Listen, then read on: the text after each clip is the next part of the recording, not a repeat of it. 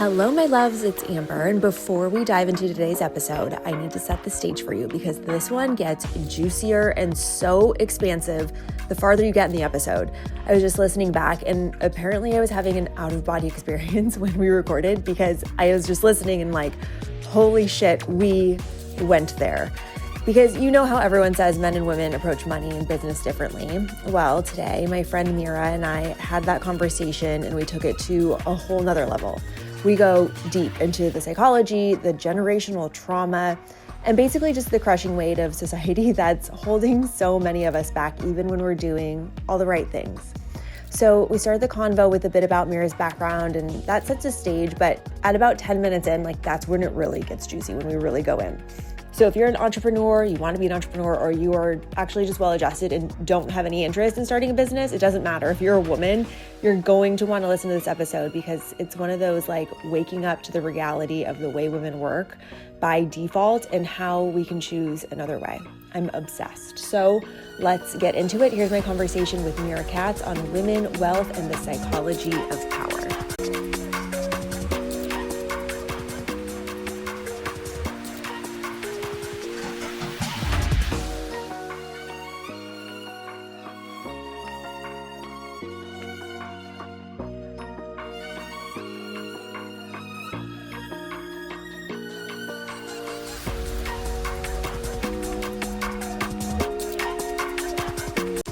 Hello, rich girls. Welcome back to Old Money, the podcast for women building the trust funds they wish they were born with.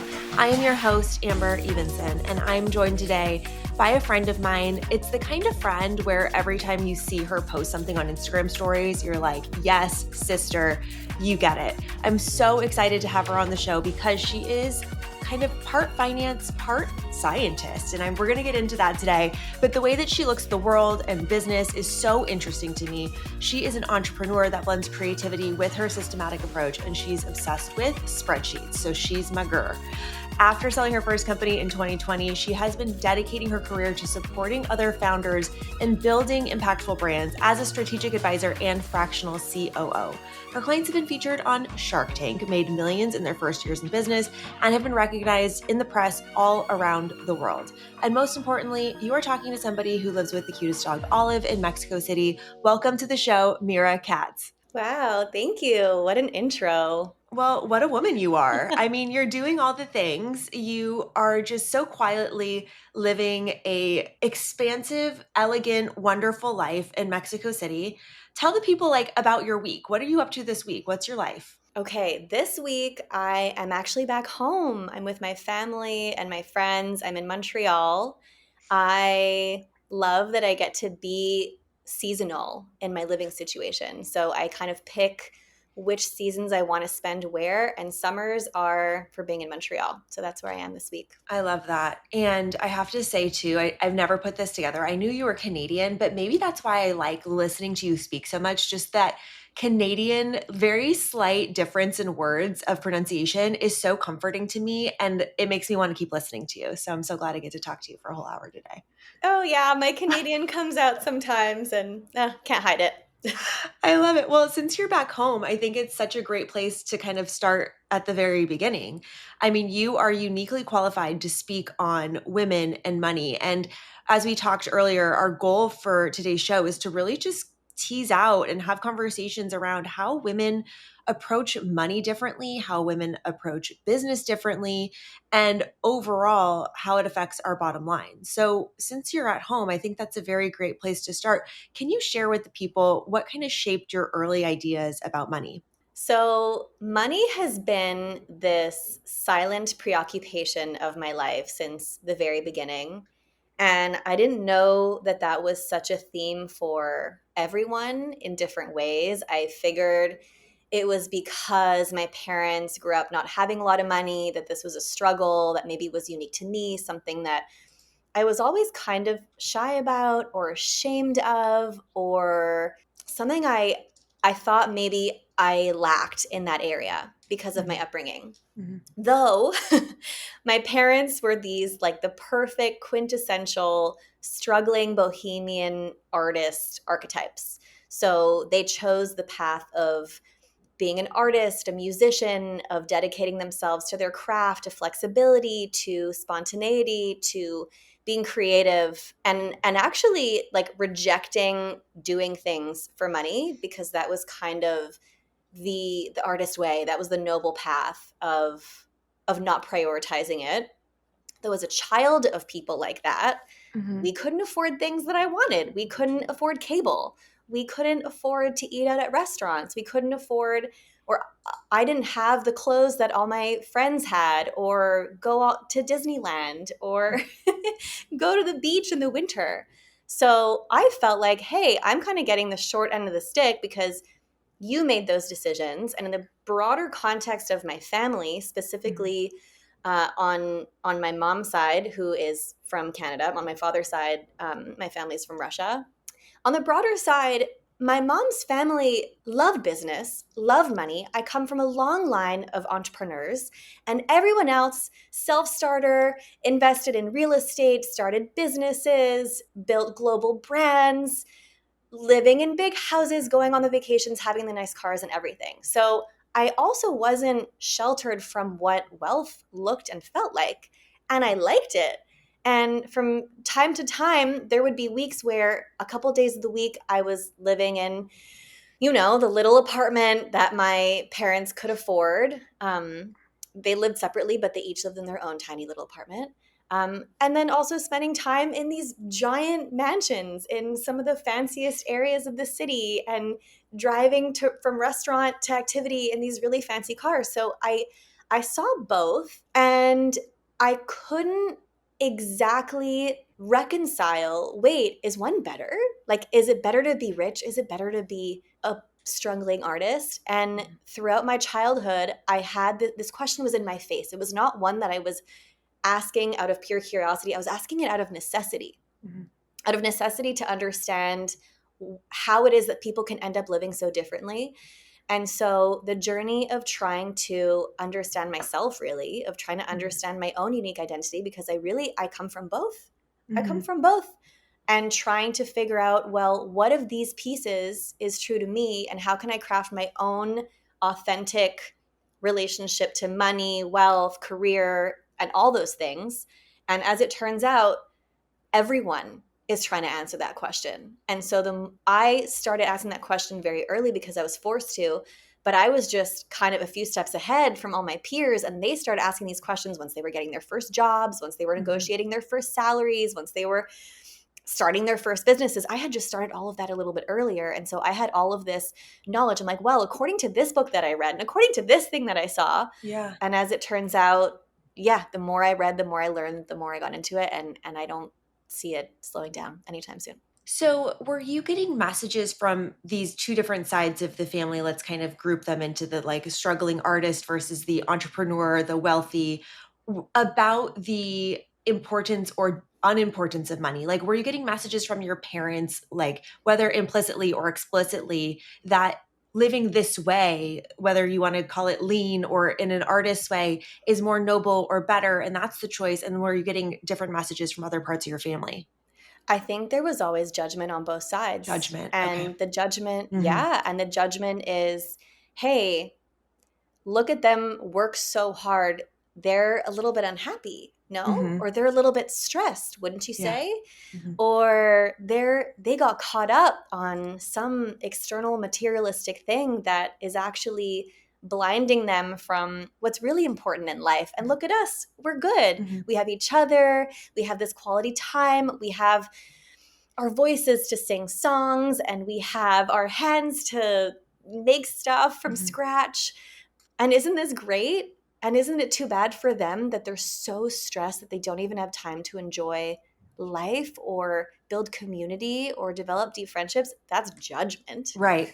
Right. Don't love that. I'm like, Yeah. hey, that's my family. Yeah. And on the flip side, same sort of judgment. Oh, Mhm. isn't it too bad that they can't afford anything they want Mhm. whenever they want it? Yeah. Isn't it too bad that they have to sometimes miss out on things because they can't afford it? Right. Isn't it too bad that they can't have more things or Mhm. go on more vacations? And oh, it's too bad that their life is limited by not having enough money. And I'm like, hey, That's my family you're talking about. Like, they're Yeah. fine. And really, that judgment is such a reflection of what goes on in the world, right? Like, this was this little microcosm in my family, but I think in general in society, people judge each other like that. Yeah, absolutely. And then as a small person who's trying to make sense of everything, and then you're feeling judgment or protection or shame, you mentioned you were shy, all these different emotions. Talk to us about how, growing up in that environment with those types of external influences has shaped your experience, especially in business. In business, I definitely caught the bug of a lot of messages that were given to me of it's really great to have the flexibility and the freedom to make any choice you want. Okay. And I've been and I notice this about myself all the time, I have been very, very, very motivated by a sense of freedom, a Okay. sense of I want to be able to have the option Hmm. of doing whatever I want. I may or may Hmm. not do it, but I would like Hmm. the option and I would like to provide that for myself. The other thing that I've been very, very, very aware of is I will not sell myself out to do that, though. I will not give up or compromise on my integrity, on my authenticity, and on my values to achieve that.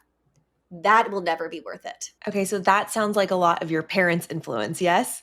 Exactly. Exactly. And living a life I was raised by my whole family and I love every single member of my family. If anyone's listening to this, I really genuinely feel so blessed and so lucky to have had the upbringing that I did and to have received all those messages that I did, because it is so rare to find an incredibly motivated entrepreneurial spirit Hmm. who is morally constructed in such a way that everything has to be values based. I love The that. world kind of needs that, I Yeah. think, at this point. Yeah, absolutely. And I think it taps into something too that we were talking about, Mira, which was why women start businesses in the first place. Like you have a very clear idea of what motivates you. You've done the reflection, you understand intrinsically what motivates you. But women and men start businesses for very different reasons. Can you talk about that? Oh my goodness, Amber, this is one of my main fascinations. And every time I talk about it, like it's as if a little fire gets lit in my belly. So I noticed this a while ago. So to kind of, we just talked about my childhood. Let's fast forward a little bit. I'll fill in a couple of blanks, which is Hmm. I rebelled against my parents and studied science instead of becoming a singer, a dancer, or an actor. They were like, okay, fine, if you must. I was on the pre-med track because the bigger family entity noticed that I had a pretty good sense of math and science and numbers. And so they encouraged me to pursue medicine. I did not pursue medicine because it didn't feel aligned with the lifestyle that I wanted.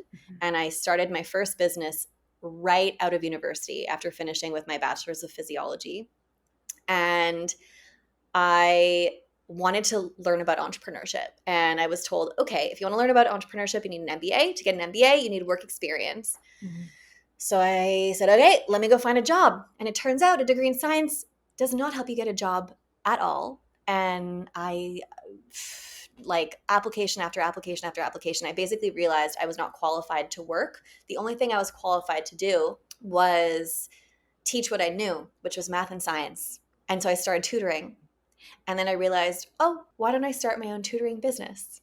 So I used what I had, which was like super high education and super high training in these subjects that most people find really difficult. And I turned that into my first business.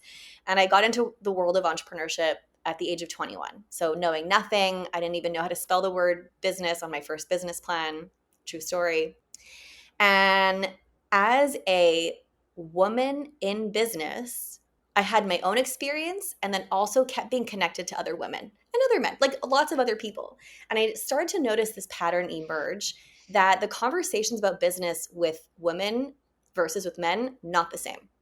Not the same. Mhm. Very different angles, very different priorities, very different language, different things that they celebrate. For example, if I was talking to a girlfriend who also had a business, oh, did you know we just found a way to replace our packaging for it to be more sustainable? It's actually compostable now, and that's a win. Or if I was talking to a guy friend, oh, we just raised X amount of money and we're going to be the biggest brand and da da da in this category, and that's something to celebrate. So, very different conversations. Mm-hmm. And this is something I only started researching years later. But as it turns out, the psychology, we know that psychology is a little bit different between men and women. That's Mm-hmm. sexual dimorphism. We know that that exists in so many ways, but it comes out in business. And it's so clear. I bet you if you start thinking about this, you're going to go, oh my goodness, this has been right in front of my face the whole time. Women are more motivated by pro-social behavior, so behavior that is supporting their community, supporting other people, that is basically takes other people into consideration, Mm-hmm. whereas men exhibit more selfish behavior. Neither one is positive or negative. This is just a behavior classification. Mm-hmm. So men exhibit behavior that will tend to put them in a more advantageous position. Another way to look at this is to look at the from like a neurological point of view, the different motivators, like the root motivators, which is that women are motivated by control. We want to know what is happening. We want clarity. We want it to be the way that we envisioned it. We want it to Mm-hmm. sound the way that we envisioned it, look the way that we envisioned it, and we want to understand what's going to happen next. Mm-hmm. Men are motivated by power. So the control piece and the clarity piece, not as important. Maybe those things it'll look like that on the surface, but really what's underneath it is this need for control, and that feels like success. So yeah, there's these huge differences. Yeah, I have to interject here too, because this has been something, and regular listeners of the podcast will know all year I've been teasing, like I've been going through all of this research, I've been learning, and I've been studying, and I've been teasing things like attachment styles and internal family systems therapy. I've gone through so much metamorphosis in going from being a girlfriend to a wife and really pairing my life with a man and understanding the ways in which I thrive, the ways in which he thrives. And something that came up for me was just that, the control.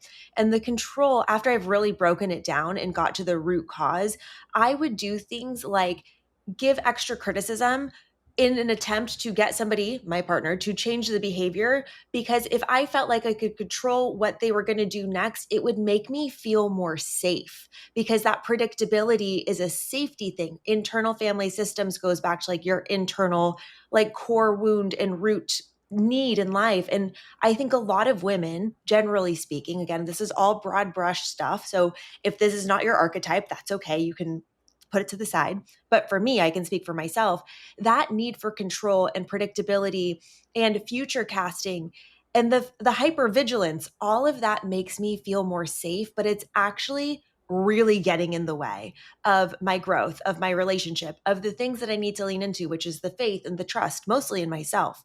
So I love that you're bringing this up, because I think it's very easy to broad brush, be like, okay, men are selfish and women are, more community or cooperative based. But reality, it's just our neurology at the end of the day. Yeah. And what I also find so interesting about this is the way that this shows up, not just in business, because we have a lot of people that are listening that are not entrepreneurs, don't have interest in being an entrepreneur, but it also shows up in just day to day money management. Can you talk about that and investing? Oh, so we spoke about this the other day, and so I did a little bit of research. And according to what I found, women are better investors than men. Okay, tell us everything. So, yeah, I was also like, wait, what? So, because of everything that we were just talking about, men are more open to risk Mm-hmm. and women are more risk averse. Right. And so, there are some trends showing that, for example, in an investment portfolio, the proportion of women that have high risk versus low risk and men that have high risk versus low risk portfolios, like their risk tolerance is exactly opposite. Mm-hmm. So for women, there are more women, a bigger percentage of women that select a low risk portfolio structure, Mm-hmm. and men have a higher proportion of high risk portfolios. And over time, the low risk portfolios perform better.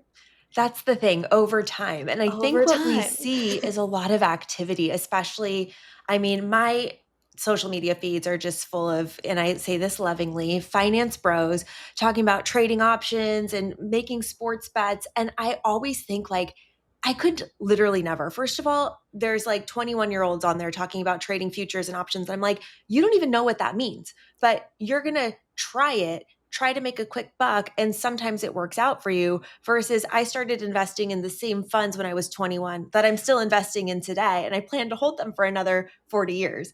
So I think that's such an interesting dynamic to bring up as well with women is like, I personally feel a lot of pressure of like getting involved and trading more often. If that doesn't feel aligned for you, especially just based on your neurology, your biology, there's another way to be, and it actually might be more beneficial. Yeah. I find that just people don't crunch the numbers, right? Like Yeah. math is not intuitive. Math Yeah. is a calculation. And so if we're running on intuition, guess what? We're going to default to our physiology. Mm-hmm. So if we go by your intuition, women are more likely. And like you said, this is not a case by case scenario. Like there's obviously individual differences. Right. But generally speaking, if we're looking at the big differences between men and women when it comes to investing, when women run by intuition, they go slow and steady. When men go by intuition, they take these big chances, they take these Mm-hmm. big leaps of faith. And we see that it's the same behavior in entrepreneurship and in business too. And in the long run, if we actually crunch the numbers and we think about how investing works, it is financially more beneficial, theoretically, to have a slow and steady strategy. And that's so interesting when you talk about it in business too, because I think, especially in running a business, if you're a woman that started one for an I don't know, altruistic reason or a cooperative reason or something like you, like I'm seeking freedom, I'm looking to be creative, express. I just started a business on accident, mostly because I was totally burnt out from corporate America and kind of like you. I was like, well, I can't do anything else. Like it's going to kill me. I'm going to do this instead. But talk to me about, the ways that women operate in business that are how they're wired, but can actually get in the way of their success. Yeah, let's get into women's behavior in business. This is one of my favorite topics. This is what I do for a living. So, women, and I love women and I love men too. I really just love everybody. Women tend to start businesses in a really similar vein to you, Mhm. Amber. Corporate America was not designed by women. It Mhm. was not designed for women. It Mhm. tends to feel awful. Mhm. It just tends to Mhm. for most. I would argue that it perhaps even feels awful for men as well, but that's maybe a whole other podcast episode. So, a woman starting a business tends to have some sort of passion. So, a topic that they're passionate about, and it could be creativity, it could be community, it could be really related to anything, or some sort of talent. So maybe they're a ceramicist and they're really good at making ceramics or some sort of crafty thing, or a talent for singing, or I don't know. Mm. So women start businesses because they have a passion, a talent, or a skill, more likely than not. And this is what I've noticed, and I would love to see a study on this, and I don't know if one exists. Maybe I should just do it. Women will have their first goal of, I would like this business to help pay for my life. Mhm. That's it. That is the big goal. If doing what I'm doing and what I like to do can pay for my rent, my bills, my car payments, and a few meals out to restaurants, I'm good Mhm. because I'm doing what I want to do. So work feels aligned Mhm. and I will have enough. And the word enough is fascinating to me. So, why do women work to have enough when men don't even think about that? Men don't think about enough. Men think about the best, the biggest. Mhm. How big can it grow? The enough is never even a benchmark Mhm. that's set, whereas that's the first milestone and that is the main like focal point for Mhm. women starting something. Yeah. So, because enough is the goal for women, often what tends to happen is they'll start doing what they're doing, they'll charge something, they'll see if they have any money left over in their bank account at the end of the month. And if they don't, they'll work a little bit harder or maybe increase their prices by a little bit until there is enough. Mm-hmm. And then that's it. And there's never, almost never, a moment where there's a financial strategy, a calculation of profit margins, a calculation of overhead, figuring out, okay, what sort of runway do I want to have some contingency plans if the market changes, if the industry changes, if I get sick, blah, blah, blah, blah, blah, blah, blah. Yeah. So all this financial planning, because enough was the goal.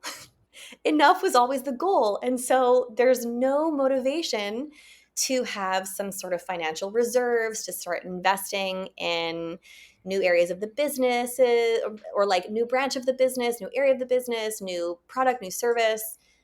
And once again, this is not always the case. It's just kind of the trend that I've noticed. Mm-hmm. And so a lot of women that I start to work with don't have a single spreadsheet that gives them a snapshot of the business.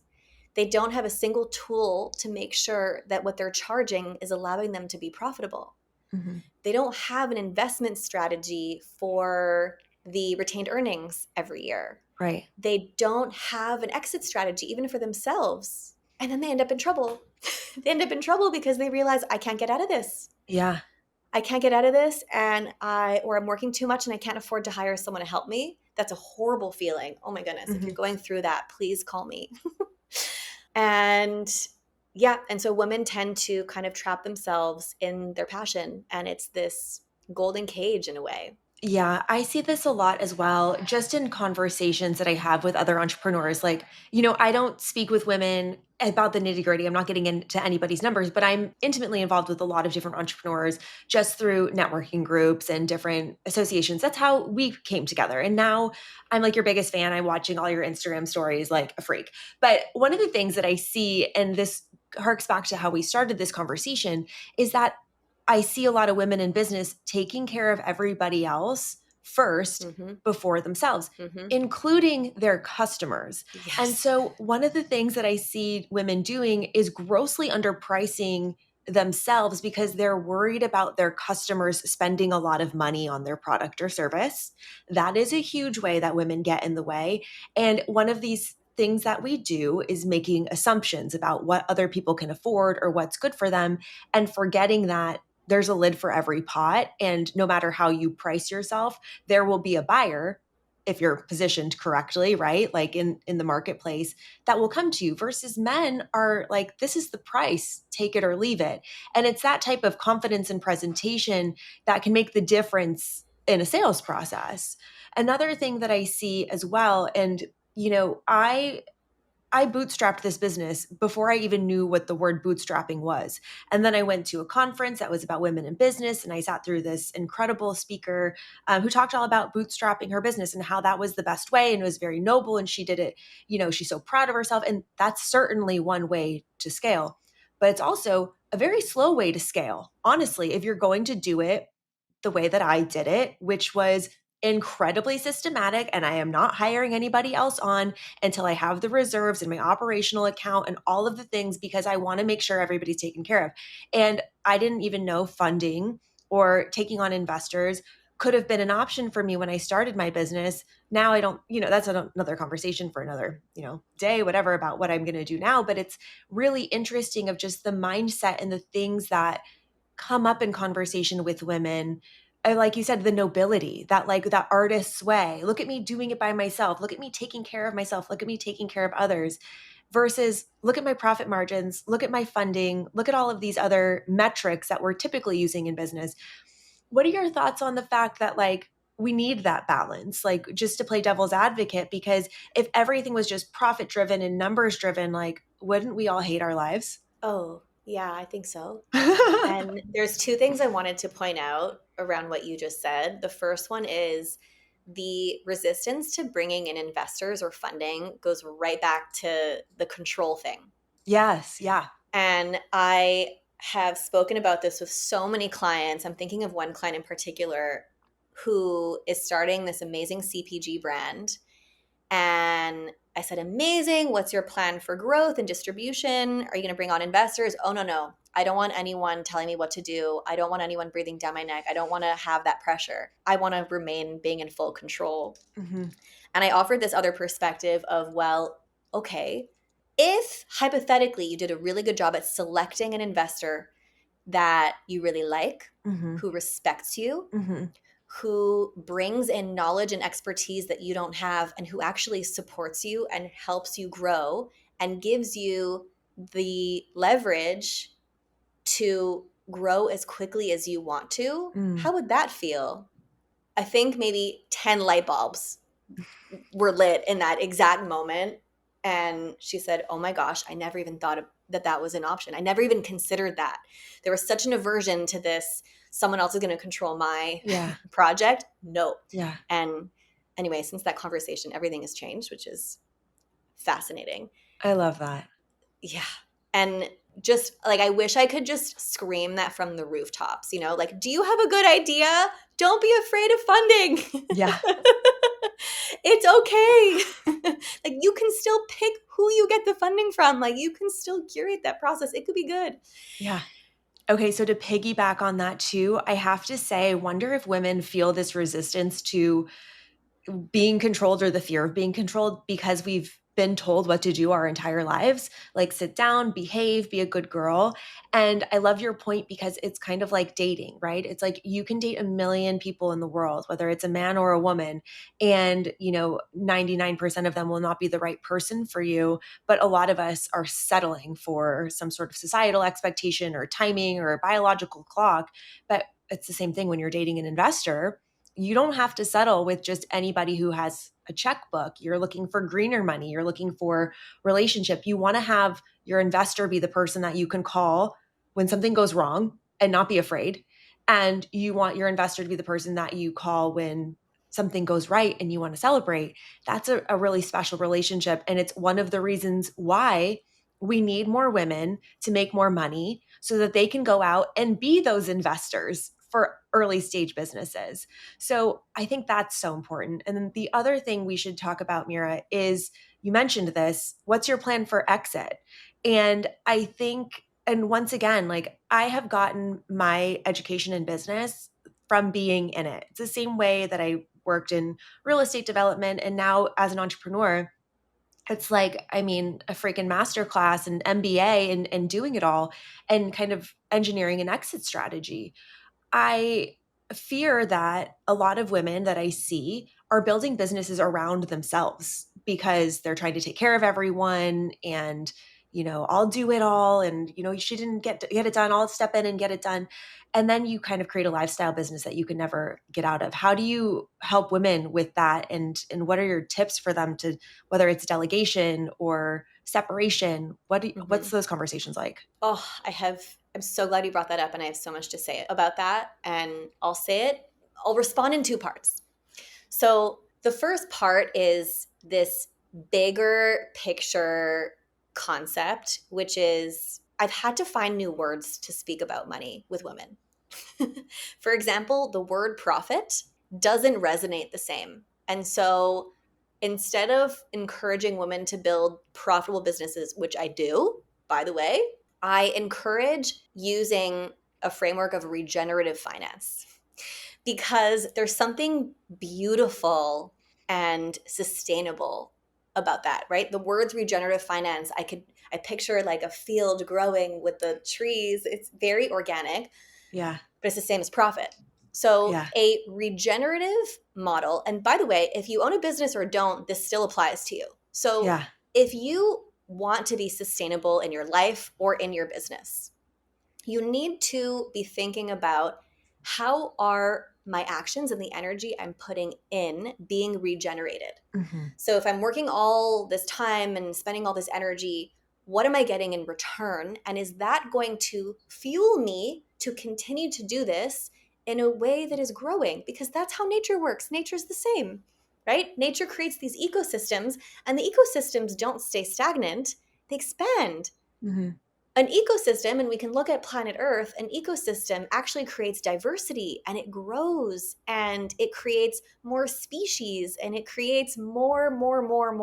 A sustainable and regenerative ecosystem grows. Right. And that's the same for personal life, and that's the same for business. So, what I would say to a woman that has found herself doing what she loves, but in this kind of stuck, I don't know how I'm ever going to get out of this situation, is what are some small changes that will make what you're doing more regenerative? And does that mean increasing your prices ever so slightly Mm-hmm. so that there's a little bit more room to start investing? Because money even is regenerative in unto itself. Money also has a natural quality of growth. Money itself grows. And it's crazy because money is a concept and we made it up. And anyway, there's a whole philosophical side that I find equally as fascinating. But what are some things that you can do to make what you're doing more sustainable? So I love being practical. I love being action oriented. So if I were to think of 3 actions that maybe are applicable to anyone listening, which Mm-hmm. I hope you can have some solid takeaways after listening to this episode, in your personal life, is there a way to implement even a small, minute, but incremental savings plan within your money management? If you're already doing that, is there a way to get a bit more creative with it, to invest it in a slightly different way? Is there something that you're doing that is perhaps taking a lot of energy Mm-hmm. that could be done by someone else for the right price and bring back energy so that you can continue to grow your business? And I wish I had it like a blackboard, and this brings me back to my tutoring days, to like show how this works in a cycle. Mm-hmm. Because once you free up some of your time by hiring and delegating someone, this could be in your house to help you clean your house, this could be in your business to help do your invoicing. Really, like, this applies to both sides. If there's a way that you can free up some of your energy and actually give that task and give that responsibility to someone else, and then use the energy to grow and to build something more or take care of yourself, all of a sudden the ecosystem starts to grow. And that's how my first business grew, actually. So I started a tutoring company when I was really young. As I said, I didn't even know how to spell the word business. And I realized, oh my gosh, I'm stuck because I'm a tutor and I have X amount of hours in the day, and I can keep doing this and I can earn a 6-figure salary tutoring for, I don't know, the next 10, 15 years and try and put money away. But it's always going to be limited to how much I can charge per hour, which is not unlimited, and how many Mm-hmm. hours I have in the day and the seasonality of the school year and blah, blah, blah. And then I thought, okay, what am I doing? Would other people like to do this? And I created a training program to train other people in what my approach to tutoring was. And as it turns out, there were a lot of people in my circle that were very interested in generating some extra spending money or like another source of income, whether they were students or in their first jobs or looking to save up for something. And they didn't have the know-how that I did on how to be a really, really good tutor, the kind that students like are like, oh, you have to go see my guy or my girl, or she's the best Yeah. at calculus, you know? They also didn't know how to find clients, and I knew how to do that. So I trained the first group of people. I think it was like 5 people in my first training. I had the funnel of people. I was fully booked, and I started to funnel all these people towards these other tutors. And now I had more time to keep making partnerships with schools, to explain to schools, here's what I'm doing and here's how it's different. Here's the people we're helping and the results that we're seeing. If you have anyone that needs this, let us know. And all of a sudden, I now freed up my time to help spread the word of what I was Mm-hmm. doing. I also had more time to keep training more people. Mm-hmm. And by the time I sold the business, I had trained dozens of people. We had a team of 25 tutors. We had like hundreds of families that we were helping. We had partnerships with all of the top schools in the city. But that's because I freed my time. Mm-hmm. I freed my time, and I didn't continue doing exactly what I was doing. I got really good at it.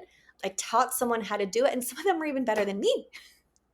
And then I was able to create this regenerative way of, the more time I spend, the more this grows, and actually the more everybody gets. Right? There were 100%. all these people who were making a living from tutoring that wouldn't have been able to without this training and without this program. Okay, I need to double underline something because it is all about energy and when you free up your energy. And so, as we talk about the ways that women subversively get in their own way by the control, or I'm the only one who can do this, or I've built a lifestyle business and I'm afraid to bring on investment, or I'm afraid to hire a team. And what if something goes wrong? And it's that safety and security we're all looking for, but it's subversively sabotaging our entire experience because when you free up the mind and the spirit and the energy to go do the thing you're supposed to do, everything gets better. And I think my old way of being too was spending so much energy in processing emotions, dumping those emotions on somebody, needing to talk about it, spending so much energy worrying, predicting, being hypervigilant that I'd be toasted and I didn't have the energy. And there's this philosophy in business, it's the 10-3-1 rule.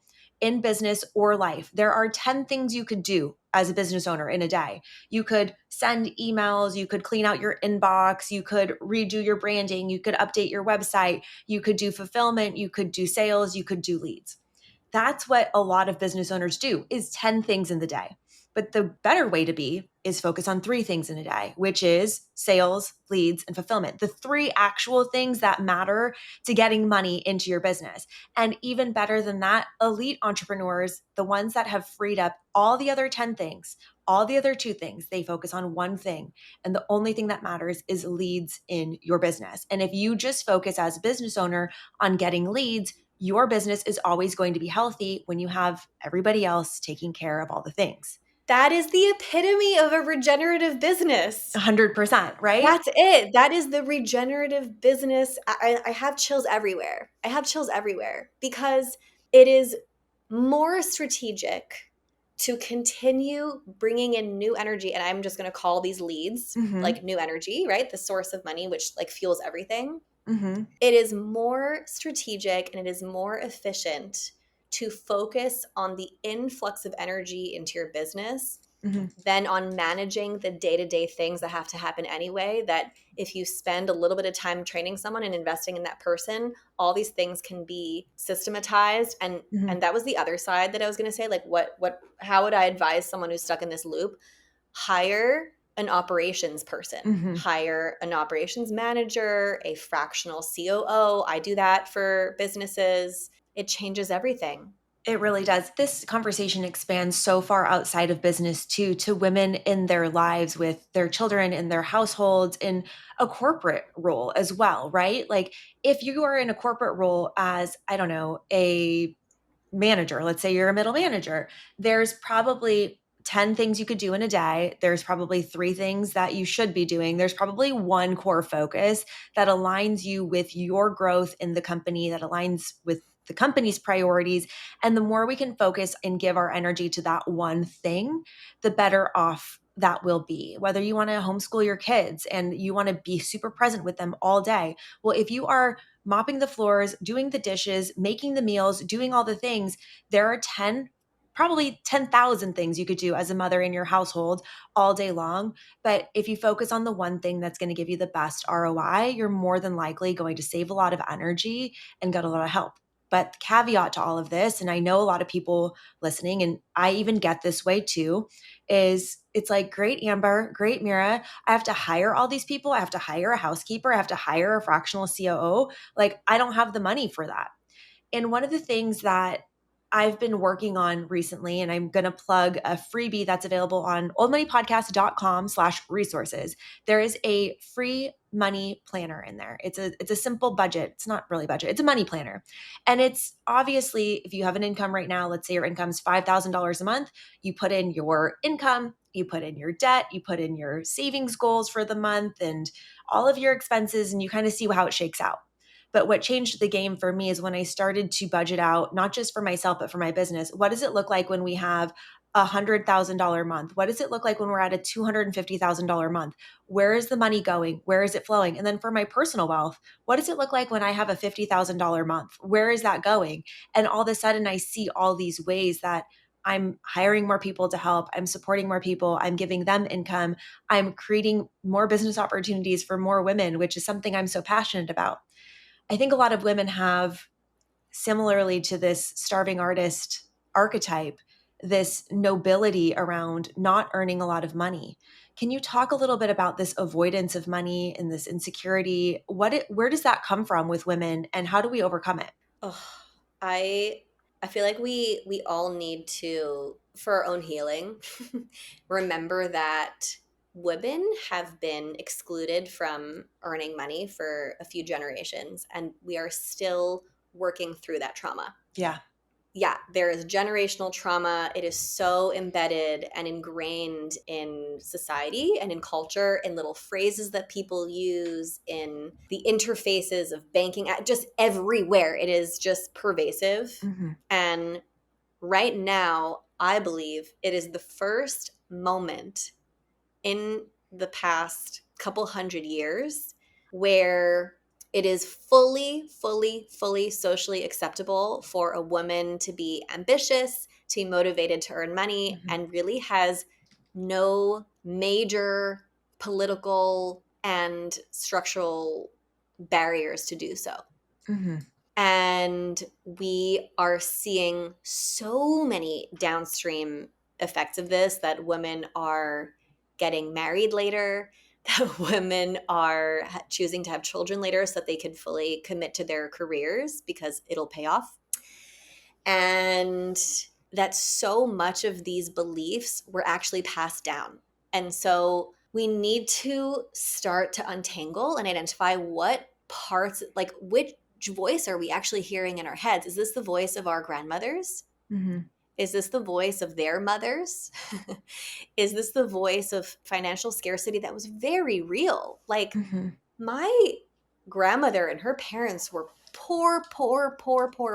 Like, I don't know if this story is true or not, but my grandmother told me that her and her sister had 2 pairs of shoes between the two of them. Like that level Mm-hmm. of poor. And so we don't really see that now. I mean, the world has changed. Mm-hmm. But the first step in the money journey is to understand that a lot of these limiting beliefs are actually, they don't belong to you, and you can Mm-hmm. unsubscribe from them if you choose to. Mm-hmm. Yeah. And understanding where they come from, Mira, I think that's so important. I recognize so many of the things that I repeat in my head were only in there because I had heard them been repeated from other people for so long. And once I reflected, I said, where did that come from? And who do I need to give it back to? And Yep. these are not explicit messages. Nobody told me No, money is unsafe, but they were implicit, right? Like exactly. they come through all these subversive ways. I'm going to give a quick example so people kind of understand, and I've talked about this on the podcast before. My mom, I love her so much. She worked so hard. She worked every weekend. She had Tuesday, Wednesdays off. And so when I'd go to school, she'd drop me off, it's like, we're going to be apart again. And, it would be nice to be at home with you. And so she would say every morning, try and have a good day, as if going to school was this like laborious effort where it was going to be such a hard time to do whatever you were going to do there. Like, try and have a good day. You're going to have to effort into having a good day versus just enjoying the day for what it brings you. And even though you're at school, that can still be a positive thing. Why are we having to try to have a good day at school? And then I carried that into work. And so every morning when I would wake up for work, it was like, oh my God, this is horrible. I have to try and have a good day. That was not an explicit message around working hard or that work is good or bad. It was very implicit, but I've carried that with me my whole life. Oh, yeah. As adults, we have to Marie Kondo our minds. 100%. We have to pick out thought by thought, belief by belief. Does this spark joy? Does this work? Do I want to keep this? If this thought does not spark joy, got to throw it out or give it away or give it back, like you said. So many things around money. And I've taught money courses before. And one of the fun pieces, or the pieces that I find the most fun, Mm-hmm. is when we go through a money beliefs exercise and we make a list of all the things that we heard growing up, like the way Mm-hmm. that the adults in our life spoke about money. And so much of it is not conscious. Right. So much of it is subconscious, but it like rules our lives. And so there's that. But I want to go back to the main question that we were trying to answer, is what, like, women who are feeling stuck with money, what to do. Okay, fine. There's all this mindset stuff. Though I sometimes get a little bit nauseated by the amount of money mindset language online because that will only get you so far. Mm-hmm. Okay, what are you going to do about it? And I think every single person, and I'm going to say woman because women are just less likely to do this, every single woman needs a spreadsheet. Make a spreadsheet. And if it intimidates you, download a template, Mm-hmm. Google something online, make it yourself, ask someone to make it for you, make a spreadsheet and start tracking it because money is not intuitive at all. Like compound interest, the brain doesn't work like that. Like the brain Mm-hmm. can't understand how that works. Or like money movement is just, there's too many things for our brains to keep track of. So Mm-hmm. make a spreadsheet because your perception of your financial situation might be off. It might be skewed by all these beliefs. You might be completely wrong, actually. Yeah. And there might be leverage that you didn't realize that you had. Mm-hmm. And so the first thing is to actually figure out what is real and what is true. Mm-hmm. And even if it's a small amount of leverage, congratulations. Congratulations for seeing that now and do something with that. Then there might be like bigger opportunities that you see that are maybe not the low hanging fruit, but at least now you know, okay, I'm going to work slowly towards that. But not being afraid to actually see the numbers is the most important step. And putting it down on paper is the only practical way to begin. I could not agree more. Again, on oldmoneypodcast.com, if you go to resources, there are free resources there. The Simple Money Plan, we have the net worth tracker. Like for me, that has been that was the hugest shift in my mindset financially is when I finally understood my net worth, put it all down on paper. And then I'm like, oh my God, not only am I in a way better position than I ever could have imagined, but my net worth is growing automatically every single day, no matter what I do, because all of these systems are in place to grow it. So, getting a hold of the macro picture, getting a hold of a spreadsheet, practicing, we are all the CEOs of our own lives. Like, there is no one else coming to run the business of your life for you. So, if you want to have a successful life, if you want things in your life, you have to learn new skills, even when they're uncomfortable. We try to make it a little bit easier with a template. So, go download those if you need them. There's always ways to increase your income no matter what situation you're in. And I'm so sensitive to people who are struggling financially because I grew up witnessing that. And I also am fully self made. And so I've had many moments of struggling financially because maybe, I was experiencing a low after, I don't know, who knows what. Mm-hmm. So I am not, it's not a foreign concept to me, Yeah. the struggling financially. And there's a level of stress that only people who have felt broke understand. It's such a deep anxiety. It's such a deep fear. It's like a root chakra, like base level safety, base level Mm-hmm. security breach that can put a person into panic. Yeah. And panic makes us a bit blind. Yeah. And so from that blindness, it's like I'm in a situation, things are bad, can't see.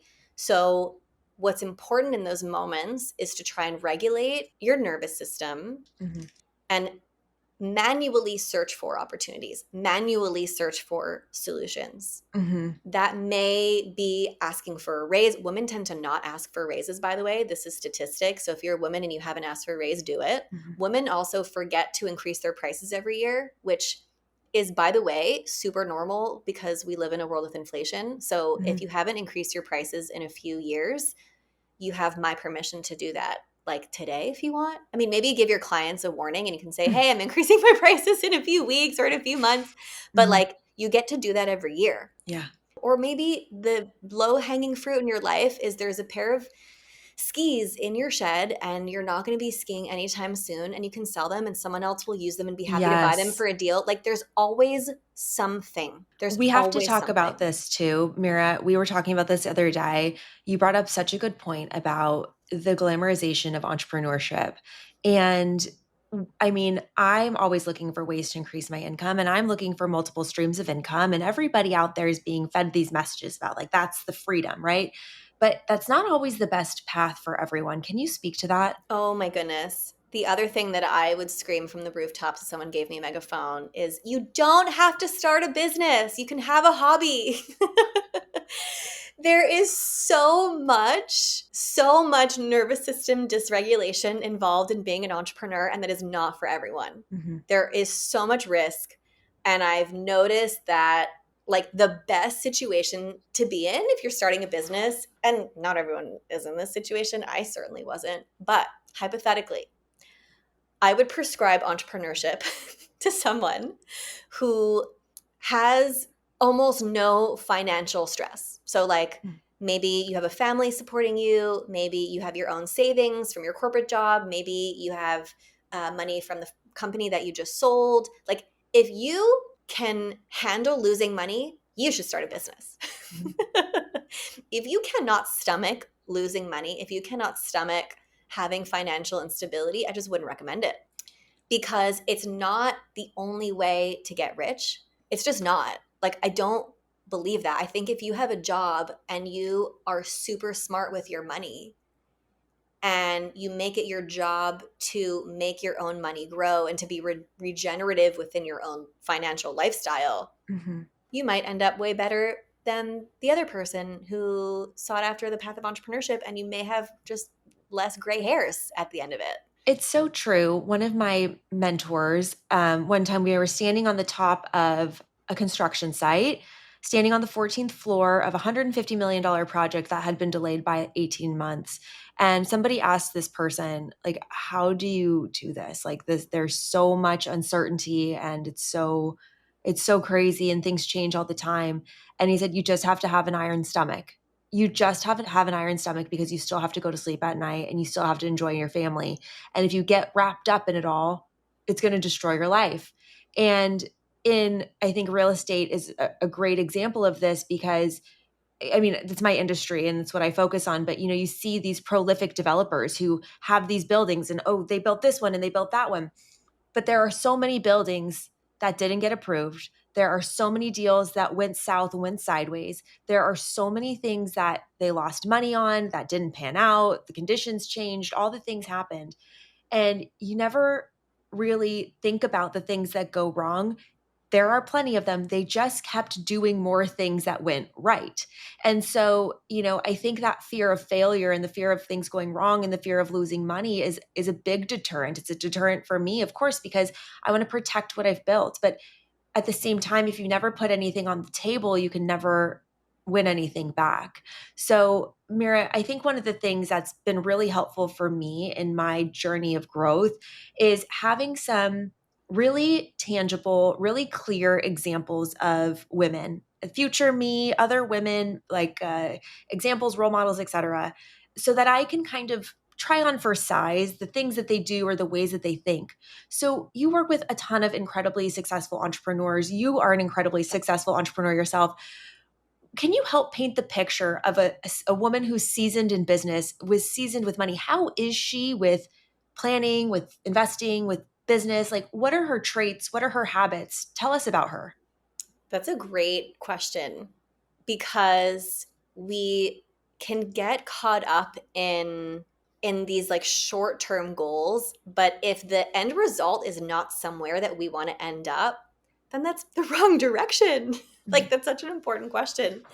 And I think the woman who's seasoned in business, and maybe this is part of the woman that I embody and probably like aspire to be even more of, is someone who is confident in her worth and value in business because it's backed up.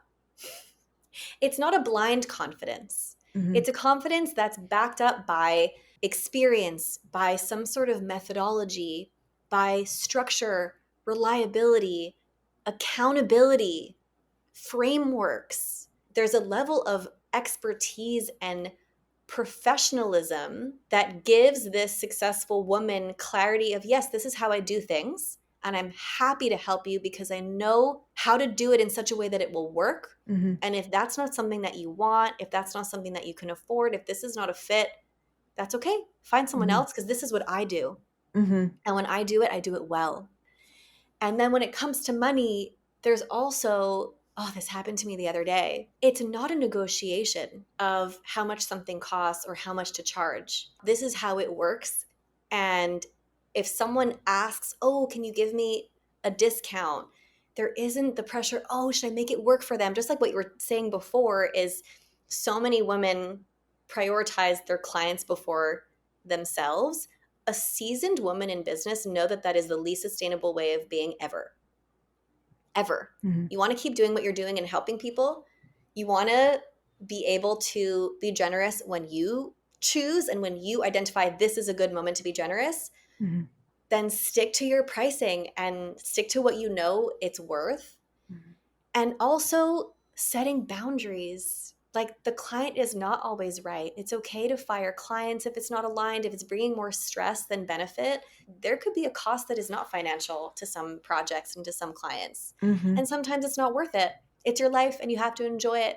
And yeah, at the end of the day, the profit margin matters and the investment accounts matter and all of that matters. Mm-hmm. But so does your day to day.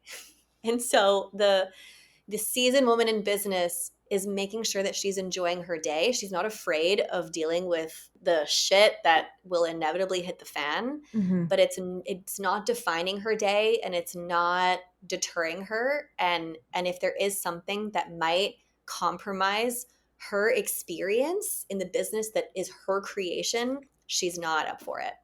I love that so much.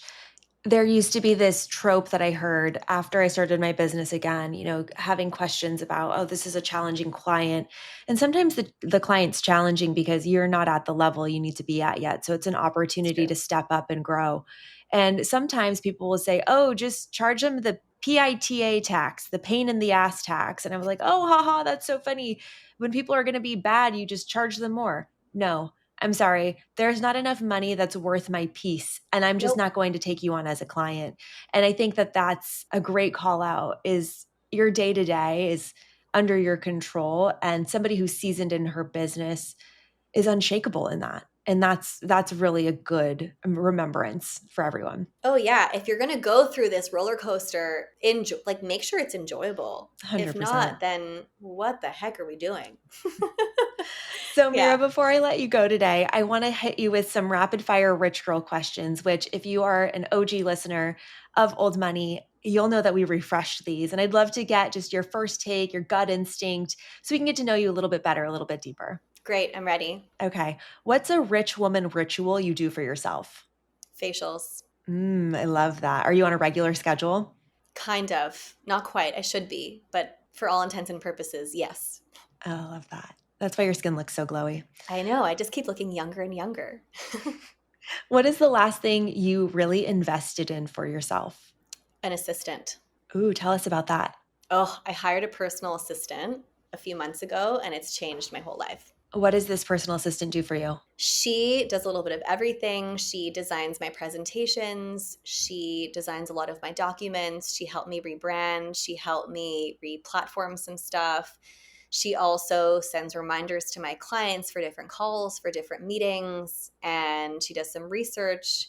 Yeah, she does whatever I need, and she does it with so much joy and so much kindness. Oh, I love And that. I'm so grateful for her. Yeah.